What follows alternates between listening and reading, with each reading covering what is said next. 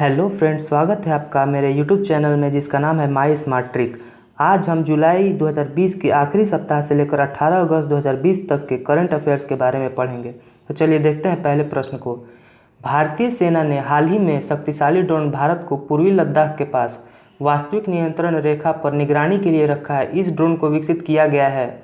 दोस्तों, इसका आंसर होगा रक्षा अनुसंधान एवं विकास संस्थान ने।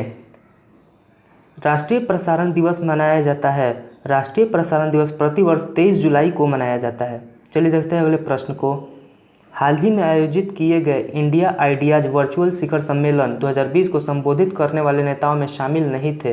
दोस्तों, इसका आंसर होगा निर्मला सीतारमण। हाल ही में आयोजित किए गए इंडिया आइडियाज वर्चुअल शिखर सम्मेलन 2020 को संबोधित करने वाले नेताओं में शामिल नहीं थे निर्मला सीतारमण। प्रधानमंत्री ने जल जीवन मिशन के तहत मणिपुर जल आपूर्ति परियोजना की आधारशिला रखी है। सरकार ने ग्रामीण भारत के हर घर में पेयजल उपलब्ध कराने का लक्ष्य रखा है।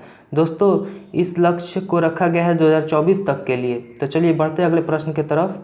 भारत ने हाल ही में स्वदेश विकसित ध्रुवास्त्र का सफलतापूर्वक परीक्षण किया है।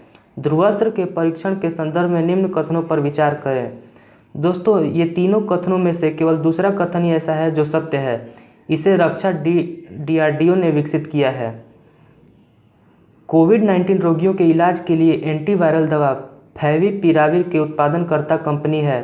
दोस्तों, इसका आंसर होगा सिप्ला। कोविड-19 रोगियों के इलाज के लिए एंटीवायरल दवा फैविपिराविर के उत्पादनकर्ता कंपनी है सिप्ला। चीन ने किस ग्रह उपग्रह के अध्ययन के लिए हाल ही में तियानवेन प्रथम को प्रक्षेपित किया है? इसका आंसर होगा मंगल। चीन ने किस ग्रह उपग्रह के अध्ययन के लिए हाल ही में तियानवेन प्रथम को प्रक्षेपित किया है? मंगल। बढ़ते अगले प्रश्न की तरफ। हाल ही में संपन्न हुई भारत ब्रिटेन और आर्थिक और व्यापार समिति की 14वीं बैठक की अध्यक्षता की थी। हाल ही में संपन्न हुई भारत ब्रिटेन आर्थिक और व्यापार समिति की 14वीं बैठक की अध्यक्षता की थी पीयूष गोयल ने। भारतीय रिजर्व बैंक ने हाल ही में वित्तीय स्थिरता रिपोर्ट का 21वां अंक जारी किया है, जिसमें बैंकों के गैर निष्पादित परिसंपत्ति को लेकर आशंका व्यक्त की गई है। इस रिपोर्ट के अनुसार मार्च 2020 में बैंकों का NPA था 8.5%। किस देश ने हाल ही में अपना पहला सैन्य संचार उपग्रह एनासिस 2 का प्रक्षेपण किया है? किस देश ने हाल ही में अपना पहला सैन्य संचार उपग्रह एनासिस 2 का प्रक्षेपण किया है? तो इसका आंसर होगा दक्षिण कोरिया। कारगिल विजय दिवस किस दिनांक को मनाया जाता है? कारगिल विजय दिवस 26 जुलाई को मनाया जाता है। हिंद महासागर में हाल ही में संपन्न हुई पैसेक्स नौसैनिक अभ्यास में शामिल होने वाले देश थे। दोस्तों, इसका आंसर होगा भारत और अमेरिका। हिंद महासागर में हाल ही में संपन्न हुए पैसेक्स नौसैनिक अभ्यास में शामिल होने वाले देश थे भारत और अमेरिका। पहला गुलबेकियन पुरस्कार से सम्मानित किए गए हैं ग्रेटा थनबर्ग। पहला गुलबेनियन पुरस्कार से सम्मानित किए गए हैं ग्रेटा थनबर्ग। भारत ने हाल ही में किस देश के साथ मुद्रा विनिमय समझौता किया है? दोस्तों, इसका आंसर होगा श्रीलंका। भारत ने हाल ही में किस देश के साथ मुद्रा विनिमय समझौता किया है? तो श्रीलंका के साथ। विश्व हेपेटाइटिस दिवस मनाया जाता है। विश्व हेपेटाइटिस दिवस 26 जुलाई को मनाया जाता है।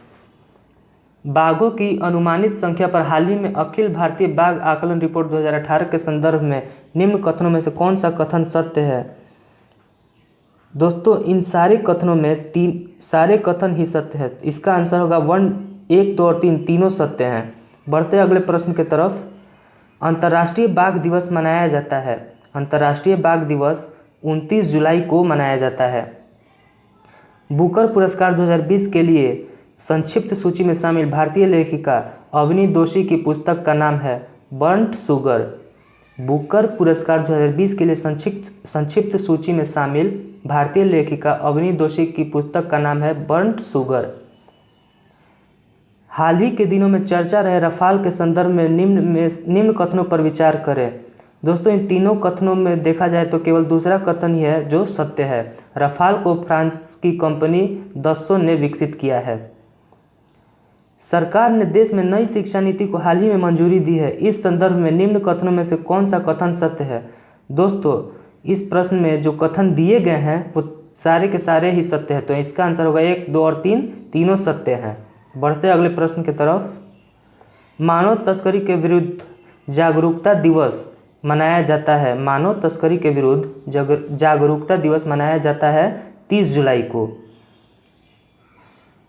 भारतीय जलवायु कार्यकर्ता जिसे संयुक्त राष्ट्र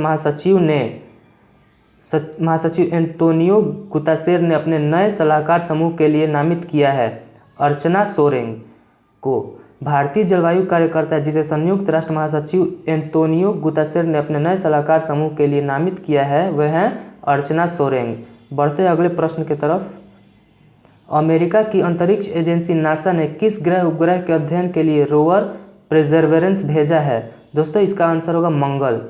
अमेरिका की अंतरिक्ष एजेंसी नासा ने किस ग्रह उपग्रह के अध्ययन के लिए रोवर परसेवरेंस भेजा है? इसका आंसर होगा मंगल। बढ़ते अगले प्रश्न की तरफ। भारत में संस्कृत दिवस मनाया जाता है। भारत में संस्कृत दिवस श्रावणी पूर्णिमा को मनाया जाता है। मर्सिडीज रेसर लुइस हैमिल्टन जिन्होंने हाल ही में संपन्न हुई फार्मूला 1 ब्रिटिश ग्रां प्री 2020 का खिताब जीता है किस देश के हैं? तो ब्रिटेन के हैं। मर्सिडीज रेसर लुइस हैमिल्टन जिन्होंने हाल ही में संपन्न हुई फार्मूला 1 ब्रिटिश ग्रां प्री 2020 खिताब जीता है वो किस देश के हैं? ब्रिटेन। 13वां इंडियन प्रीमियर लीग 2020 का आयोजन किया जाएगा। दोस्तों इस प्रश्न का जवाब होगा संयुक्त अरब अमीरात में। 13वां इंडियन प्रीमियर लीग 2020 का आयोजन किया जाएगा यूएई में। भारतीय औषध महानियंत्रक ने पुणे के भारतीय सीरम संस्था को कोविड-19 वैक्सीन के मनुष्य पर दूसरे और तीसरे चरण के परीक्षण की अनुमति दे दी है। इस वैक्सीन का नाम है कोविशील्ड। दोस्तों इसका आंसर होगा कोविशील्ड। भारत में महिला विश्व टीम स्क्वैश चैंपियनशिप 2020 में हिस्सा नहीं लेने का फैसला किया है। यह प्रतियोगिता आयोजित किया जाना है मलेशिया में। भारत ने महिला विश्व टीम स्क्वैश चैंपियनशिप 2020 में हिस्सा नहीं लेने का फैसला किया है। यह प्रतियोगिता आयोजित किया जाना है मलेशिया में। बढ़ते अगले प्रश्न की तरफ। अयोध्या में राम मंदिर निर्माण से संबंधित समाचार हाल ही के दिनों में चर्चा में रहा है। इस संदर्भ में निम्न कथनों में से कौन सा कथन सत्य है? दोस्तों इस प्रश्न में जो कथन दिए गए हैं उसमें से पहला और दूसरा सत्य है, तो इसका आंसर होगा 1 और 2। बढ़ते अगले प्रश्न की तरफ। हिरोशिमा दिवस मनाया जाता है। दोस्तों हिरोशिमा दिवस प्रतिवर्ष 6 अगस्त को मनाया जाता है। जम्मू कश्मीर के नए उपराज्यपाल नियुक्त किए गए हैं। दोस्तों इसका आंसर होगा मनोज सिन्हा। जम्मू कश्मीर के नए उपराज्यपाल नियुक्त किए गए हैं मनोज सिन्हा को। भारत ने मत्स्य पालन सुविधाओं के लिए हाल ही में किस देश को ऋण सुविधा प्रदान की है? दोस्तों इसका आंसर होगा मालदीव। भारत ने मत्स्य पालन सुविधाओं के लिए हाल ही में किस देश को ऋण सुविधा प्रदान की है? मालदीव को। आरबीआई की हाल ही में संपन्न हुई चालू वित्त वर्ष 2020-21 की तीसरी द्विमासिक मौद्रिक नीति समीक्षा बैठक के संदर्भ में निम्न में से कौन सा कथन सही सुमेलित नहीं है? दोस्तों इसका आंसर होगा केवल 1। नीति रेपो दर 4.50%। बढ़ते अगले प्रश्न की तरफ। राष्ट्रीय हथकरघा दिवस मनाया जाता है। दोस्तों राष्ट्रीय हथकरघा दिवस 7 अगस्त को मनाया जाता है। विश्व स्तनपान सप्ताह मनाया जाता है, वर्ल्ड ब्रेस्ट फीडिंग वीक मनाया जाता है अगस्त के पहले सप्ताह में। चलिए बढ़ते हैं अगले प्रश्न की तरफ। भारत के नए नियंत्रक एवं महालेखा